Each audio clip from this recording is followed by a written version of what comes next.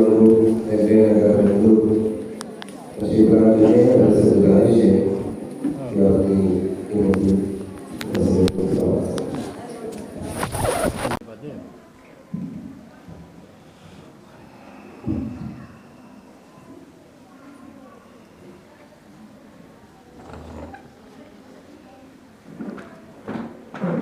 اللہ الرحمن الرحیم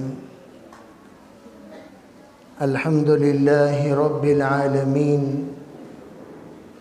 الہ الاولین والآخرین والصلاة والسلام علی سید الانبیاء والمرسلین وخاتم النبیین ورحمة للعالمین وعلى كل من دعا بدعوته واستنى بسنته واهتدى بهديه إلى يوم الدين أما بعد فأعوذ بالله من الشيطان الرجيم بسم الله الرحمن الرحيم والذين جاهدوا فينا لنهدينهم سبلنا اللهم أيدنا بتأييدك اللهم أيدنا بتأييدك اللهم أيدنا بتأييدك يا رب العالمين. محترم معزز حضرت صدر جلسہ قبلہ دامت برکاتہم، معزز حضرات علماء کرام، بزرگان دین، پردہ نشین محترم خواتین، دینی ماں و بہنوں، اس وقت ہم لوگ بڑی تفصیل کے ساتھ حضرت والا کا خطاب سن رہے تھے اور ہمیں احساس دلایا گیا کہ تحفظ اوقاف کے سلسلے میں ہماری ذمہ داریاں کیا ہیں. ایک بات قابل غور ہے، قابل توجہ ہے، وہ یہ ہے کہ تحفظ اوقاف حضرت کے قول کے مطابق جنم سے لے کر جنازے تک کا مسئلہ ہے. جب زندہ رہیں گے مسجد، مدرسہ، خانقاہ، عیدگاہ کا محتاج رہیں گے. جب مریں گے قبرستان کی طرف ہمیں لے جایا جائے گا. گویا اوقاف کا مسئلہ یہ کوئی معمولی مسئلہ نہیں ہے، جنم سے لے کر جنازے تک کا مسئلہ ہے. کل جتنے پروگرام ہوئے آزادی کے عنوان پر، ان پروگراموں میں یہی بات ہمارے اسلاف کہتے رہے. پہلی بات انہوں نے یہ بتائی کہ ابھی آزادی ہمیں جو ملی ہے، جس کی جشن ہم لوگ مناتے ہیں، جس کی ہم لوگ باقاعدہ نظام بناتے ہیں ترنگا چڑھانے کا اور ترنگا کو سلامی کرنے کا، سارے جہاں سے اچھا ہندوستان ہمارا، یہ جو نظم پڑھ کر ہم لوگوں کو یہ خوشی کا پیغام دیا جاتا ہے کہ ہمارا ہندوستان آزاد ہوا 1947 میں، اور اس کے بعد سے لے کر اتنا عرصہ گزر گیا. آزادی کی خوشیاں مناؤ، بچوں کو سجاؤ، بچوں کو یہ خوشیوں میں شریک کرو، مرد بھی شریک ہوں، عورتیں بھی شریک ہوں، اور اس میں ہمارے اسلاف کی تاریخ بیان کی جاتی ہے. اور ایک بات یاد رکھنا، انگریزوں کے چنگل میں جس وقت ہندوستان پھنس گیا تھا، اس کو نکالنے کے لیے ہمارے اسلاف نے بہت ساری محنتیں کی. اس میں مردوں کی فہرست ہے تو عورتوں کی بھی فہرست ہے. مردوں کی قربانیاں ہیں، عورتوں کی قربانیاں ہیں. مردوں کی مالی اور جانی قربانی ہے، عورتوں کی مالی اور جانی قربانی ہے. یہ تمام باتیں بڑی تفصیل سے بیان کی جاتی ہیں. لیکن یہ بات قابل غور ہے، وہ یہ ہے کہ ابھی بھی ہمارا ہندوستان انگریزوں سے آزاد ہو گیا، لیکن انگریز نماؤں سے ابھی آزاد نہیں ہوا. انگریزی ذہنیت رکھنے والے، انگریزی مزاج رکھنے والے، انگریزوں کی انگریزوں کی چاپلوسی کرنے والے، انگریزوں کو اپنا مشیر ماننے والے، انگریزوں سے جا کر اپنے کان سے کان ملا کر، دل سے دل ملا کر، ہاتھ سے ہاتھ ملا کر، تن سے تن ملا کر، من سے من ملا کر گفتگو کرنے والے، جو انگریزوں کے مشورے کے مطابق اپنے ملک کو چلانے کے لیے وہاں سے مشورہ لے کر آنے والوں سے ابھی ہمارا ہندوستان آزاد نہیں ہوا۔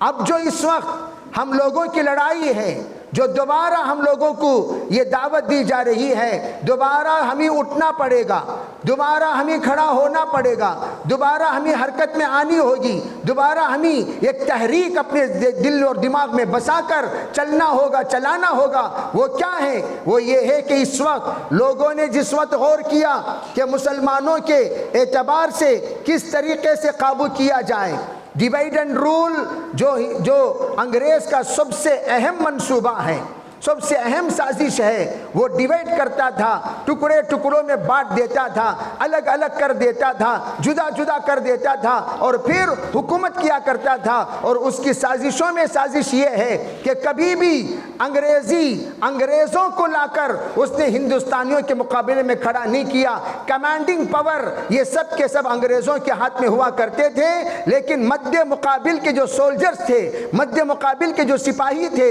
ان کے مقابلے میں کھڑے ہونے والے تھے، وہ کون تھے؟ وہ پورے کے پورے انگریزوں کے پاس ملازمین، انگریزوں کے پاس جن کا پیسہ پھنس گیا، انگریزوں کے پاس جن کی زمینیں رہ گئیں، انگریزوں کے پاس جن کا گھر رہن کے طور پر رکھ دیے، انگریزوں کے پاس جو لوگ کام کرتے تھے، جن لوگوں کی زمینیں کھیتیاں پھنس گئی تھیں، ایسے لوگوں کو مجبور کیا جاتا تھا، آؤ آ کر کھڑے ہو کر تم لڑو، لڑ کر ہم جب کامیاب ہو جائیں گے تمہاری زمینیں واپس لوٹا دی جائیں گی، تمہارے جائیداد واپس لوٹا دی جائے گی، تمہارے مکانات واپس لوٹا دیے جائیں گے۔ اس طرح سے تنگ کرتے ہوئے اس نے ہندوستانیوں کے مقابلے میں ہندوستانیوں کو کھڑا کر دیا۔ آج بھی میرے عزیز خواتین ذرا توجہ چاہتا ہوں، آج بھی ہمارے مقابلے میں جو لوگ ہیں وہ انگریز نہیں ہیں، انگریز کے پروردہ ہیں، انگریز کے نمائندے ہیں، انگریز کے مشورے پر چلنے والے ہیں، انگریز کو اپنا رہبر ماننے والے ہیں۔ اسی لیے میں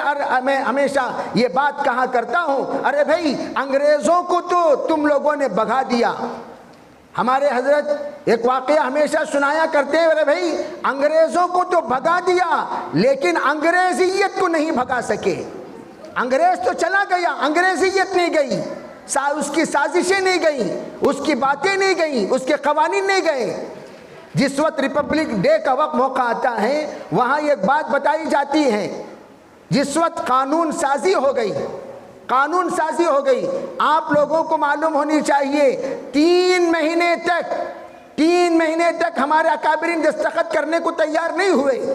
جب ان سے پوچھا گیا کیوں آپ دستخط کرنے کو تیار نہیں ہیں، اس وقت بتایا گیا کہ تم نے ڈاکٹر امبیڈکر کی بنائے ہوئے قوانین کو بھی ترمیم کرتے ہوئے، انگریز کے بنائے ہوئے قوانین کو زیادہ سے زیادہ جگہ دیتے ہوئے بس نمبرات تم نے بدلے ہیں، قوانین وہی ہیں۔ ان قانونوں میں یہ قانون یہ تھا، اگر کسی کے کیس کسی جگہ پر ڈالا جائے، درج کیا جائے، اگر کسی کورٹ میں کسی کے بارے میں مقدمہ درج کیا جائے، بات یہ ہوتی تھی کہ 3 سٹنگ میں ختم ہو جانی چاہیے۔ یہی انگریز کا رول ہے، یہی انگریز کا بنایا ہوا نظام ہے کہ 3 سٹنگ میں ختم ہو جانا چاہیے۔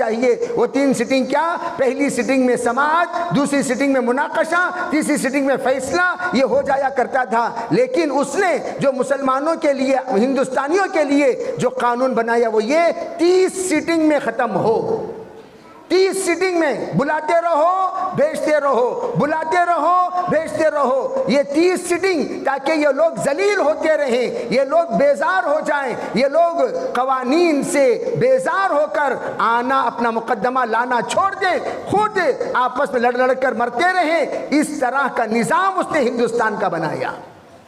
اب یہاں پر یہی بات آ رہی ہے، یہی بات کہ مسلمانوں کو ختم کر دیے تو سب سے پہلی بات یہ ہے تحریکیں ختم ہو جائیں گی۔ یاد رکھنا، سنو بات زور سے، مسلمان ختم، تحریک ختم۔ مسلمان ختم، انقلابی محنتیں ختم، مسلمان ختم، جذبات ختم، مسلمان ختم، تمام طرح کے ہاں میں ہاں ملانے والے ان کو مل جائیں گے، کوئی بھی مخالفت کرنے والا نہیں رہے گا۔ یہی بات انگریز نے اپنے ہندوستان 601 میں آیا اور وہ گیا 1940 پر 7 میں 1947 میں آیا۔ کب؟ 1601 میں۔ ذرا توجہ سے سننا، پورے ہندوستان کے مورخین تاریخ کیا لکھتے ہیں؟ 1857 سے آزادی کی جنگ شروع ہوئی، ہم ان کو روک لیتے ہیں اور ان سے پوچھتے ہیں جناب والا آپ نے اپنی تاریخ میں 1857 سے جنگ آزادی کی ابتدا بتا رہے ہیں، ذرا بتائیے انگریز آیا کب؟ 1601 میں۔ انگریز کے بارے میں تم نے مقابلہ کیا کب؟ 1857 میں۔ تو آپ کیا کر رہے تھے 250 پر 7 سال تک؟ 250 پر 7 سال تک کیا کر رہے تھے؟ اس کا ان کے پاس کوئی جواب نہیں۔ آپ پوچھو، ارے بھئی 250 پر 7 سال سے کیا کسی کے اندر یہ بیداری پیدا نہیں ہوئی انگریز کو یہاں سے بھگانا چاہیے، انگریز کو یہاں سے ہٹانا چاہیے، یا انگریز کو یہاں سے مٹانا چاہیے؟ کیا کسی کے اندر جذبہ پیدا نہیں ہوا؟ تاریخ میں اگر آپ غور کریں 1637 میں مسلمان سب سے پہلے وہ ہیں جنہوں نے ہندوستان کی آزادی کے لیے اپنے اپنے گلیوں میں انقلابی محنتیں شروع کر دیے۔ ہماری محنت 1630 پر 7 سے شروع ہو چکی تھی، لیکن صرف اور صرف مسلمان تھا، اس لیے کہ مسلمان کسی کی غلامی برداشت نہیں کر سکتا، مسلمان کسی کی غلامی برداشت نہیں کر سکتا۔ مسلمانوں کی آمد کا مقصد کیا ہے؟ لنخرج العباد من عبادت العباد الى عبادت رب العباد، من جور الادیان الى عدل الاسلام، من ضیق الدنیا الى سعة الاخرہ۔ مسلمان آیا ہی ہے بندوں کو بندوں کی بندگی سے بچا کر اللہ کی بندگی کی طرف لانے کے لیے، اور یہ انگریز غلام بنانا چاہتا تھا۔ کیسے غلام بنانا چاہتا تھا؟ ان کو ان کی چیزوں کی قیمت کو بڑا بڑا کر بتاتا تھا، ارے تم لوگ اس کو 1 روپے میں خرچ کر بتا رہے ہو، 54 میں بتا رہے ہو، 58 میں بتا رہے ہو، میں تمہیں 2 روپے دلاؤں گا، میں تمہیں 1.5 روپے دلاؤں گا، اس کی قیمت تمہیں کیا پتا؟ آؤ ہمارے پاس، اٹالی میں دیکھو اس کی قیمت کیا ہے، آؤ یورپ میں دیکھو اس کی قیمت کیا ہے، آؤ فرانس میں دیکھو اس کی قیمت کیا ہے۔ اس طرح لالچ بنا کر لوگوں کے اندر مال کی محبت پیدا کرتے ہوئے اس نے سب کو اپنے فیور میں لے لیا۔ پھر یہاں تک کہ بادشاہوں کو بھی جو بھولے بھالے ہوا کرتے تھے ان کو بھی جا کر اس نے کیا کیا؟ ارے تم ہمارے ساتھ آؤ، ہم تمہارے ملک کی قیمت بڑھا دیں گے، تمہارے ملک کو مالا مال کر دیں گے۔ اس طرح کی بےہودہ باتوں سے، جھوٹے وعدوں سے پورے مال پر، تمام زمینوں پر، تمام جائیداد پر اس نے قبضہ کیا تھا۔ وہی تحریک اس وقت مسلمانوں کے ہمدرد ہو کر ہم تمہارے ساتھ ہیں، ہم تمہارے ساتھ ہیں، ہم تمہارے ساتھ ہیں، ہمدرد ہو کر مسلمانوں کے تمام املاک پر قبضہ کر لینا حالیہ حکومت کا منصوبہ ہے۔ اور اسی لیے ان لوگوں نے کیا کیا؟ سب سے زیادہ مضبوط اگر مسلمانوں کی کوئی بورڈ ہے وہ اوقاف ہے۔ اوقاف سے مضبوط بورڈ مسلمانوں کے پاس نہیں ہے، جس کی سند حکومت کی سند، جس کی تحریر حکومت کی تحریر، جس کی تنخواہ حکومت کی تنخواہ، جس میں کام حکومت کا کام۔ لوگ جو کہا کرتے ہیں government job is the God job, لوگوں کا کہنا ہے، تو اس طرح اوقاف میں کسی کو نوکری کا مل جانا، گورنمنٹ کی نوکری کا مل جانا، اس طرح کا تصور جس بورڈ کے ساتھ لوگ رکھا کرتے تھے، اس بورڈ کو پہلے اپنے قبضے میں لے لو۔ جب اجتماعی طور پر مضبوط بورڈ اپنے قبضے میں آ جائے گا، اس کے بعد انفرادی تمام جائیدادوں کو قبضہ کرنا چٹکیوں کا کام ہے، چٹکیوں کا کام ہے۔ اسی لیے ان لوگوں نے اس وقت جو قانون انہوں نے پاس کیا ہے، اس قانون کی سب سے بڑی سازش مسلمانوں کے مضبوط بورڈ پر قبضہ کر لو، تاکہ تمام انفرادی تمام چیزوں پر قبضہ کرنا آسان ہو جائے گا۔ میرے عزیز بھائیوں، میرے عزیز بہنوں، ذرا اس پر توجہ دو۔ پھر اگر ہم نے خدا نخواستہ آواز نہیں اٹھائی، جیسے کہ میں نے کہا آزادی ہماری ختم نہیں ہوئی، ہمارے آزادی انگریزوں سے ہوئی ہے، انگریز نماؤں سے نہیں ہوئی، انگریز کے چاپلوسوں سے نہیں ہوئی، انگریز کے چیلوں سے نہیں ہوئی، انگریز کے پالیسی کرنے والوں سے نہیں ہوئی، انگریز کے سازشوں کے ترجمانوں سے نہیں ہوئی۔ آج بھی ہم لوگوں کو یہ آواز دی جاتی ہے، اے شیخ الہند کی اولاد، روحانی اولاد، اے شیخ الاسلام کی روحانی اولاد، ان سب سے کہا جاتا ہے جس طرح انگریزوں کے خلاف تمام بیک زبان ہو کر کھڑے ہوئے تھے، مسلسل 250 سال کی محنت کے بعد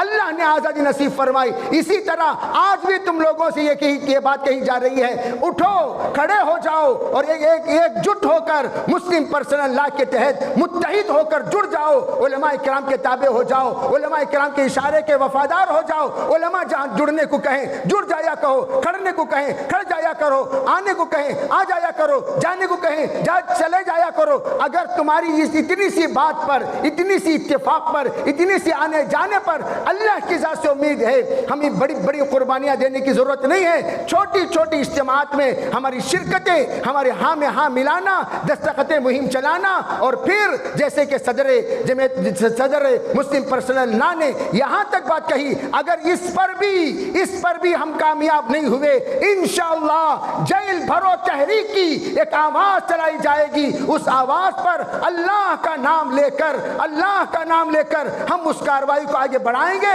انشاءاللہ۔ اللہ کی ذات سے امید ہے اس پر تو بہرحال ہمارے یہ بل کو واپس لینا ہی ہوگا اور اسے رد کرنا ہی ہوگا انشاءاللہ ثم انشاءاللہ۔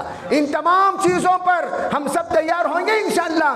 تمام خواتین نیت کریں، عزائم کریں۔ اب حضرت خنسا کی تمام جذبات والوں کو، حضرت صفیہ کی تمام جذبات والوں کو دعوت دی جاتی ہے، کھڑے ہو جاؤ اور اپنے اولاد کو تیار کرو۔ میں ابھی کہہ رہا تھا ارے بھائی ہمت مرداں، ہمت عورتاں ہو چکا ہے۔ ایک صاحب پوچھنے لگے کیا حضرت عورتوں کا جوڑ بعد میں مردوں کا جوڑ؟ کہا ارے بھائی عورتاں آ گئی تو ہر عورت، حضرت خنسا جس طرح اپنے بچوں کو، اپنے شوہر کو ترغیب دے کر بھیجا کرتی تھی، آج کی عورتیں کہیں جانا کا تو کیا جی بول کو پوچھتی سو تمام مرد حضرات؟ جب پوچھیں گے تو خواتین انشاءاللہ کہیں گی چلو مردوں کو بھی بھیجیں گی، بچوں کو بھی بھیجیں گی، نہ اپنے تمام جتنے مرد حضرات ہیں ان سے متعلق ان تمام کو انشاءاللہ خواتین بھیجیں گی، اور ضرور ہمارا عورتوں کا اجلاس کامیاب ہوگا۔ پھر اس کے تابع اللہ تعالیٰ مردوں کا اجلاس بھی بہتر سے بہترین انداز میں کامیاب کریں گے۔ اس لیے خواتین ماشاءاللہ اسلام کی سب سے پہلے لبیک کہنے والے حضرت خدیجہ ہیں، تو حضرت سمیہ پہلی شہید ہونے والی خاتون ہیں۔ آپ کی مستقل الگ تاریخ ہے، وہ تاریخ ماشاءاللہ آپ حضرات بخوبی واقف ہیں۔ آپ کا مقام کیا ہے، آپ کا مرتبہ کیا، آپ کے رونے پر اللہ کے طرف سے ناممکن کو جب ممکن کرنے کی اللہ تعالیٰ فیصلہ کر دیتے ہیں۔ امام بخاری نابینا پیدا ہوئے، ماں روئی 6 سال مسلسل، اللہ نے ان کو بینائی دے دی، تو آپ کی تہجد کی ضرورت ہے، آپ کے 5 وقتہ نمازوں کے بعد آنسوؤں کی ضرورت ہے۔ آپ ایک مرتبہ اللہ سے کہہ دو گی، پھر اپنے آپ کو انشاءاللہ میدان میں مقرر وقت پر پہنچا دو گی۔ اللہ کی ذات سے امید ہے انشاءاللہ اللہ تعالیٰ اجلاس کو بہتر طریقے سے کامیاب کرے گا۔ اللہ تعالیٰ ہم سب کو کئی بھی بات پر عمل کرنے کی توفیق عطا فرمائے۔ وآخر دعوانا ان الحمدللہ رب العالمین۔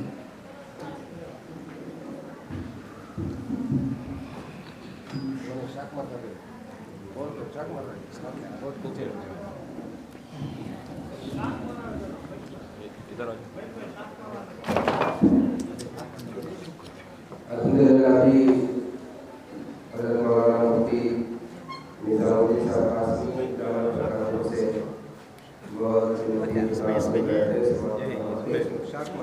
بہت